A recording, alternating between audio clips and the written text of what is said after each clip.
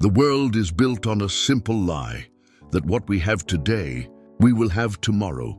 We construct our lives from the ground up, a career built on sleepless nights, a family built on endless love, a health regimen built on discipline. And we believe deep down that we are safe, that we are insulated. Then one day the universe clears its throat, and in a flash, in a single, brutal phone call, a doctor's hushed voice, a final, unceremonious email, the magnificent cathedral you built collapses into dust. Tell me, have you stood in the ruins? Have you smelled the smoke of your own life? That moment when the future you planned dies, and the only certainty left is the raw, heavy presence of pain. You feel cheated. You feel singled out. You feel like the character in a tragedy written just for you. Tonight, we look beyond the tragedy. We journey to the ancient land of Uz, where a man named Job lived the ultimate loss. A man who was the richest, the most blessed, the most protected, until he was not. He lost everything: his wealth, his 10 children, his health, and even the fidelity of his closest relationship. He became a blueprint for enduring the unbearable. And in his story, in his agonizing cries and his eventual silence, we find 20 powerful, transformative lessons. These are not platitudes. These are survival codes. They are the light to guide you out of the darkest valley you have ever known. If you are currently sitting in the ashes, welcome. This message is for you. This is the moment we stop asking, "Why me?" and start asking, "What now?" Lesson 1. The initial shock is designed to silence you. Job received 4 catastrophic reports, one after the other, before he had a moment to process the first. The sheer speed of compounded disaster. When the crisis hits, it doesn't arrive as a single event. It arrives as a relentless firing squad. The sheer volume of loss is intended to overwhelm your nervous system, to make coherent thought impossible. It's the universe forcing you into a corner, expecting you to scream or to simply shut down. Lesson: your initial reaction of numbness or raw shock is your body's defense mechanism. Do not judge it. Job's response was immediate and profound. He tore his robe, shaved his head, fell to the ground, and worshipped. This was not a reasoned theological choice. It was a primal assertion. I exist, therefore I will praise. When the shockwave passes, all you must do is perform one simple, defiant act. Maintain your composure just enough to not self-destruct. You don't have to be strong. You just have to be still. The ruins are where true resilience begins. Let the foundation settle. Lesson 2. Your worth is not tied to your inventory. Job was the greatest of all the people of the East. His identity was inseparable from his material success, his herds and his family size. The loss of these things felt like the annihilation of Job. The man. We are conditioned to measure our success, and thus our worth, by external metrics: the size of the house, the prestige of the job, the vibrant social life. When the things that give you status are removed, the resulting emptiness is terrifying. You ask, who am I without this title? Who am I without this wealth? Job's story proves that the soul's value is fixed, independent of circumstance. When he said, "The Lord gave and the Lord has taken away, blessed be the name of the Lord," he was declaring the sovereignty of intrinsic value. You are not a portfolio. You are a person. Look past the empty space where your security used to be. Find the gifts that cannot be repossessed, your capacity for compassion, your earned wisdom, your spirit's enduring love. Cultivate the inner life. It is the only thing the world cannot steal. Lesson 3. Pain will isolate you. Job's physical ailments, the terrible sores, drove him outside the gates, forcing him to sit alone in the ash heap, scraping his wounds with pottery shards. He was separated from all comfort and human contact. Deep suffering is inherently lonely. People can visit you in the hospital, they can bring casseroles, but they cannot step into the dark room of your pain and feel what you feel. You become a living reminder of the fragility they fear. That fear pushes them away, and you are left with only the company of your shadow. The burden of suffering is often meant to be carried in solitude, but you must remember it is a season, not a destiny. Isolation tests your self-reliance and strips away superficial relationships. You discover the profound difference between those who pity you and those who truly see you. Choose the silence. Use the isolation not as a prison, but as a monastery for the soul. It is in the deep quiet that you can hear the truest answers. Be your own faithful companion. Sit with your pain, acknowledge it, and then invite the light back in. Lesson 4. Beware of helpful critics. The arrival of Job's 3 friends, who initially sat in sympathetic silence, quickly devolved into judgmental arguments, accusing Job of secret sin. Their comfort turned into a public trial.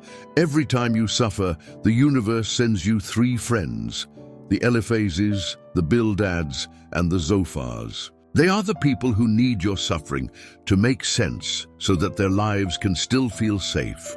They need a formula: bad deeds, reçu, bad things. They seek to comfort their own anxiety by blaming your actions. Misplaced blame is the common currency of fear. Reject the guilt they attempt to impose. Job knew his heart. He refused to confess a sin he hadn't committed just to make their theology neat. Your integrity is the last thing you have left. Guard it fiercely. Trust your own inner voice over the external clamor.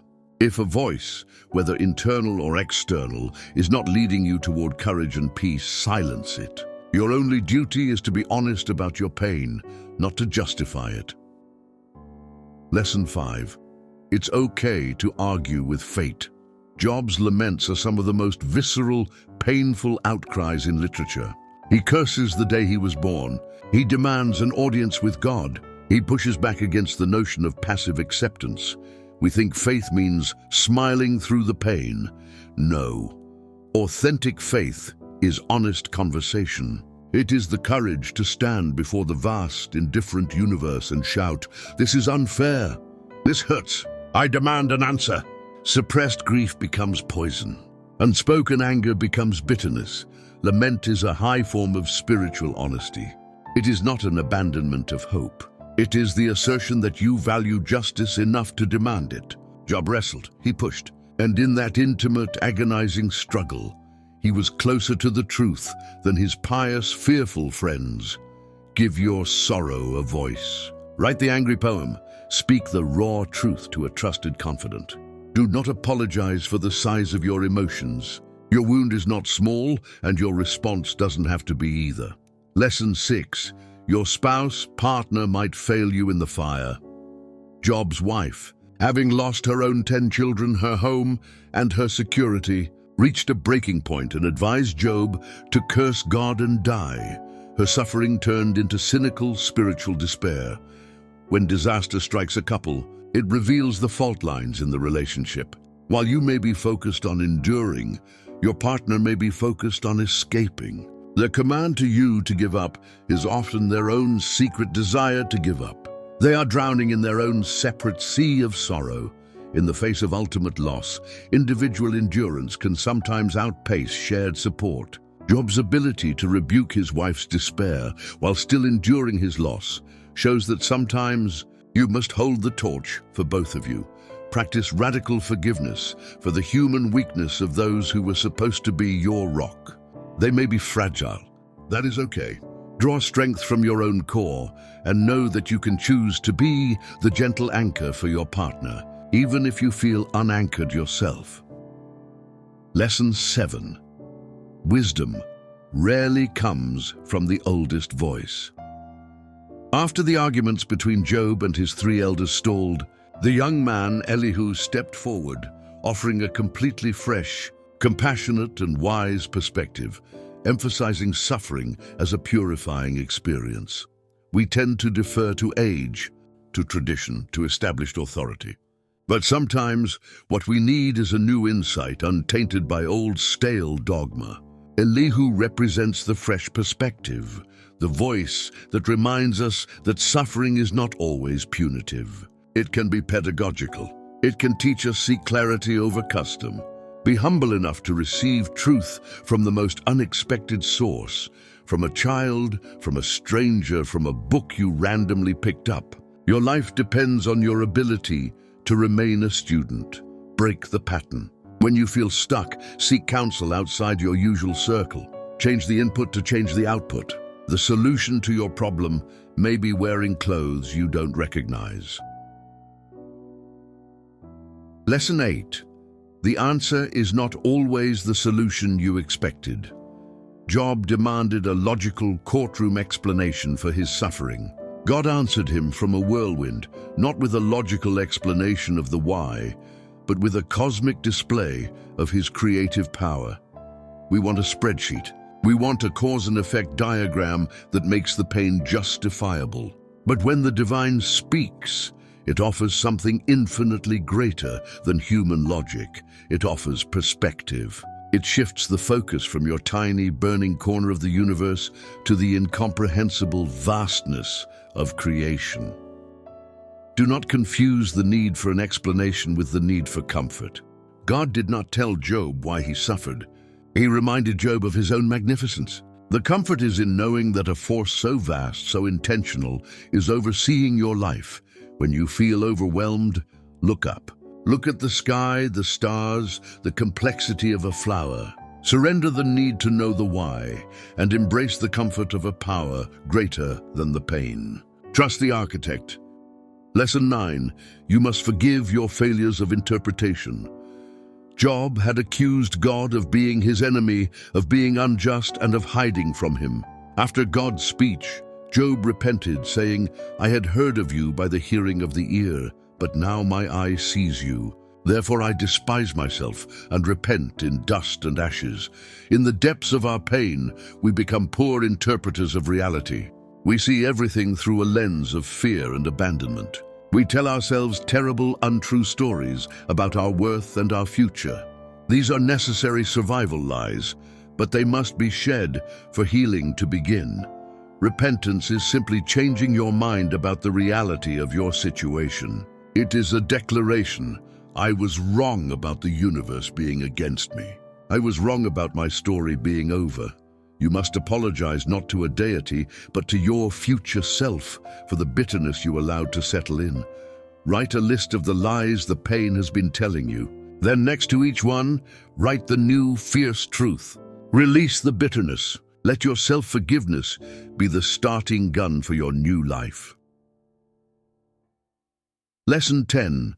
Your healing involves praying for others. Job was restored only after God commanded him to pray for his 3 judgmental, critical friends. The act of intercession was the key that unlocked his own captivity. This is the sacred paradox of suffering. The moment you turn your attention outward, your prison door opens inward. Your crisis makes you focus on the self. But the fastest antidote to self-pity is selfless action. The act of blessing another person, especially an adversary, converts your victimhood into spiritual authority. When you bless, you remind your heart that you still have something to give, and that is the highest form of inner wealth. Find one person today who is struggling and offer them genuine help, not just a thought. When you extend compassion, you are creating space for your own restoration to move. Lesson 11. The test has a deadline. Though agonizingly long, Job's suffering was a finite, temporary ordeal. The deepest deception of the dark night is the feeling that it will be eternal. You feel like you have been signed up for a life sentence of this specific ache. But the trial you are facing is not a final destination. It is a temporary road. Lesson: every season, no matter how harsh, has an eye and a close. Your job is not to find a way out of the suffering, but to find a way to endure the length of the suffering. You simply have to outlast the darkness. Use the pain as a training weight for your soul. Look back at the last great challenge you overcame. You survived that and you will survive this. Say it out loud. This is temporary. Lesson 12. Restoration is always bigger than the loss. Job received double the wealth he had before, a new family, and a longer life. The ending was not a simple return to normal, but a magnificent surplus. When we think of recovery, we think of returning to equilibrium. But the universe rewards endurance with magnification. The new life you build will be fortified by the wisdom you earned, richer in gratitude and deeper in meaning. The wisdom gained in the valley creates a life that is exponentially more valuable than the one that was lost. The new version of you has faced the worst and knows the resilience of your own soul. That wisdom is worth more than all the gold in the world. Solution, encouragement, expect surplus. Plan for the greatness that the suffering is currently building inside you. Begin to visualize your life not just restored, but elevated. Lesson 13. The best is always last. The final verses of Job describe his peaceful death after seeing 4 generations of his descendants. His last days were his most blessed. Do not let the trauma of the middle chapters of your life blind you to the glory of the epilogue. Every great story reserves its most powerful moment for the final pages. Your peace, your deepest joy, your earned serenity is still ahead. The purpose of the ordeal is to ensure your final act is a testament to perseverance. The character arc is what matters. Don't quit now. You are nearing the closing scene, and it is going to be magnificent. Keep the pen in your hand. Be ruthless about protecting your health, your peace, and your time. You are curating the final, defining moments of a courageous life. Lesson 14. Time is the secret architect of healing. Job's restoration was a process, not a sudden event spanning years of rebuilding, reflection, and living the new life. We rush the grief. We schedule the recovery, but the soul heals on its own timetable. You cannot force a wound to close before the cells have done their patient, silent work. Healing is not a sprint. It is the slow, deliberate work of nature reclaiming the ruins. Be patient with the unfolding. Stop checking the calendar for your done date. Just focus on living this day with integrity and gentleness. Create small, beautiful, repetitive rituals that honor the process. A moment of gratitude, a minute of silence, a walk in the sun. Trust the pace of nature. It will heal you if you let it. Lesson 15. Your story becomes a beacon. Job's experience was written down for all time, providing an eternal lesson on undeserved suffering. The pain you feel right now is not meaningless. It is not wasted. Once you have navigated this darkness, your experience is converted into moral authority and compassionate power. Your purpose is not just to survive, but to illuminate the path for others. You are a living map for the next person who loses everything. The broken places in your life become the points of light for someone else. Look forward to the day you can say, I know exactly how you feel, and mean it. That is the day your pain becomes your ministry.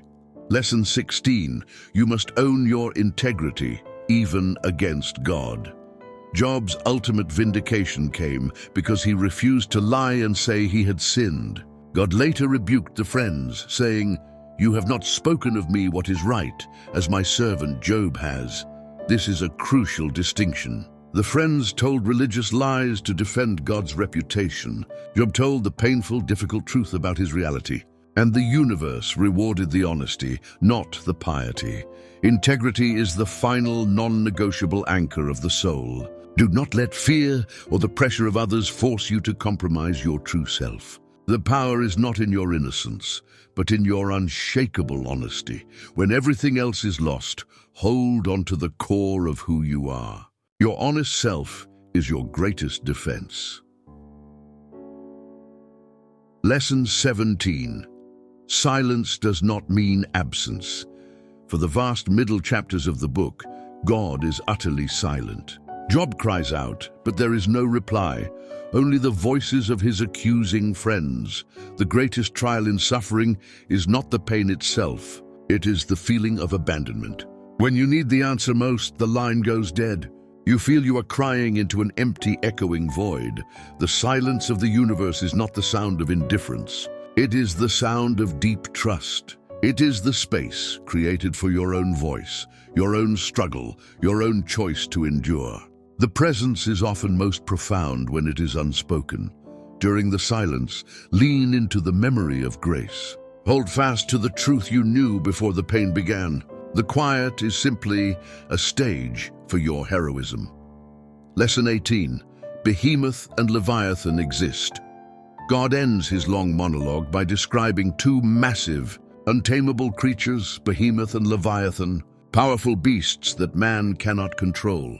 These creatures are metaphors. They represent the arbitrary chaos in the world, natural disasters, senseless violence, incurable disease. The things that are simply bigger and fiercer than you are. Some suffering is not a test or a punishment. It is simply the reality of living in a world of wild, untamable chaos. God was telling Job, I am sovereign over the chaos, but I do not promise to tame all of it for you. You must navigate the inherent danger of a fierce world. Accept the vulnerability of life. You cannot control the storm, but you can control your inner compass. Focus your energy on your reaction, not on the impossibility of controlling the behemoth. Lesson 19. The process of intercession redeems the accusers. We stand now at the precipice of true freedom. The most counterintuitive, the most soul-shaking moment in the entire narrative of Job. After enduring the loss of his children, his fortune, his health, and the very ground beneath his feet, Job was subjected to the cruelty of piety. His three friends, Eliphaz, Bildad, and Zophar, did not just fail him. They systematically tortured him with false theology. They turned their comfort into a trial, their visits into interrogations. They implied again and again that the ash heap was a well-deserved sentence for a secret crime. They needed him to be guilty so they could sleep at night, believing disaster only strikes the flawed. They compounded his physical suffering with emotional and spiritual abuse that cut deeper than his sores. Yet, when the whirlwind passed, when the cosmic conversation concluded, the divine command was clear. My servant Job shall pray for you, and I will accept his prayer. Think of the sheer impossible magnitude of that command. The price of Job's own full and final freedom, the lifting of his captivity, was the forgiveness of his enemies. This teaches us a devastatingly hard, yet absolutely necessary truth. Bitterness is the last chain you forge for yourself. You may have survived the crash. You may have rebuilt the foundation. But if you carry the names of your critics, your betrayers, your careless accusers in a hidden, angry space in your heart, you are still tethered to the wreckage. Resentment is not a weapon against them. It is a toxin you drink every single day, hoping they will somehow be poisoned by it. It is the finest thread of resentment that wraps around your heart, tying you forever to the very person or event that caused your pain. As long as you hate them, as long as you demand restitution in the silent courtroom of your mind, they still control a piece of your peace. You are giving them free, continuous rent in your emotional house. The deepest freedom you can ever experience is the freedom from bitterness. It is the ultimate act of personal sovereignty. It is the fierce, deliberate choice to declare psychological and spiritual independence from the hurts of your past. We must shift our focus. You must understand, your accusers are often as broken as you are, just in a different way. Eliphaz and the others spoke not from wisdom, but from their own raw, unmanaged terror of a random universe. They needed Job to be guilty so they could maintain the illusion of their own security and control. Their harsh words were not an attack on his character. They were a desperate defense of their fragile worldview. They too were victims of the chaos, suffering from the paralyzing fear of it rather than the physical reality. They were drowning in the philosophical consequence of his pain. When Job chose to pray for them, he wasn't saying, "You were right to judge me." He was saying, "I refuse to let your failure define my future." He was cutting the cord of codependency, where his joy was contingent upon their punishment. This intercession was not an act of weakness. It was an act of profound, revolutionary self-love, masquerading as altruism. When you lift the burden of their failure, when you grant them amnesty in the silent courtroom of your heart, you are simultaneously granting yourself release from the obligation of eternal resentment. Imagine carrying a boulder for miles, purely to throw it at someone who stands across a vast canyon. That is bitterness. Forgiveness is simply dropping the boulder, letting it fall exactly where you stand, and then walking away, lighter and unburdened. Your final, most important act of grace should be to grant this amnesty. Not because they earned it, not because they deserve it, but because you deserve the peace that comes from letting them go. You deserve to invest the energy that fuels your resentment into the life you are building now. What heavy names are you still carrying? Whose carelessness, whose judgmental words, whose betrayal is still clinging to the edges of your success? Pray a prayer of release for them. Offer them up to the future, untethered from your judgment. Do this and watch the final self-imposed shackles fall away. Watch how light you become when you stop carrying the heavy, dead weight of their failure alongside your own burdens. This is the spiritual declaration of independence that allows your double portion to finally land. Lesson 20. The purpose was to see God, not to understand Him. After the whirlwind subsided, after the questions had ceased, after the chaos of the cosmic encounter faded, Job summarized the entire ordeal with 6 stunning words. Now my eye sees you. This is the entire point. The entire purpose of the loss, the suffering, the dust, and the desperation. It was not a theological seminar. It was not a life lesson in patience. It was an unmediated personal encounter with the raw, sovereign reality of the universe. Before the suffering, Job knew about the divine through doctrine, through ritual, through the tales told by others. I had heard of you by the hearing of the ear, he admits. He had a second-hand faith, a faith built on prosperity and prediction. But the fire changes the lens. The loss was the path. The suffering was the price. And the reward for enduring the unbearable is not a philosophy you can neatly articulate, but an unshakable intimacy that prosperity could never purchase. We spend our lives chasing understanding. We seek clarity and control. We believe that if we just knew the why, the pain would be easier to bear. But Job teaches us that the ultimate reward is not logic. It is vision. The storm didn't give him the answers. It gave him the eyes to see beyond the answers. Think of your own life now. The greatest gift of your trial is the depth it has forged within you. You are now a person who knows the cost of true strength. You have a direct, unmediated connection between your fragile humanity and eternal strength. You are connected to the source. When you lose everything, you realize what you cannot lose: your soul, your will, your capacity for fierce, unyielding love. You have stripped away the noise and the distraction. You have seen the foundation. Embrace your new sight. You are now a mystic of resilience. You are a scholar of survival. Live with the quiet confidence of someone who has faced the dark and now knows, intimately and undeniably, the source of the light. This is the ultimate prize, not recovery, but revelation. You have walked the road of Job. You came to this valley with a broken map, clutching the shards of a life you thought was guaranteed. You sat in the ashes, heard the cruel words, wrestled with the silence, and fought the urge to surrender. But look at you now. You are not a victim of the story. You are the hero of the epilogue. You are the one who stood in the dust and refused to break. You are the one who converted the energy of despair into the quiet, potent power of unshakable integrity. You are the survivor who fed the chaos into the furnace of wisdom. And now you shine. We have laid out 20 fierce, hard-won truths forged in the heat of your trial, from the necessary honesty of lament to the courage required to dismiss the critics, to the final, transcendent power of forgiving those who failed you. Listen to me. Your restoration is not an if. It is a when. It will be a life characterized by double the meaning, fortified by double the gratitude, and anchored by double the peace you had before. Because the old version of you was fragile, The version that walks out of the fire is unbreakable. You are stronger. You are deeper. You have seen the dark and you know the light is real. Look at your life not as a tragic ending, but as a heroic pause. The new chapter is beginning right now, written by your own resilient hand. You are starting with the greatest assets a human can possess: wisdom, humility, and unconditional sight. Do not apologize for your tears.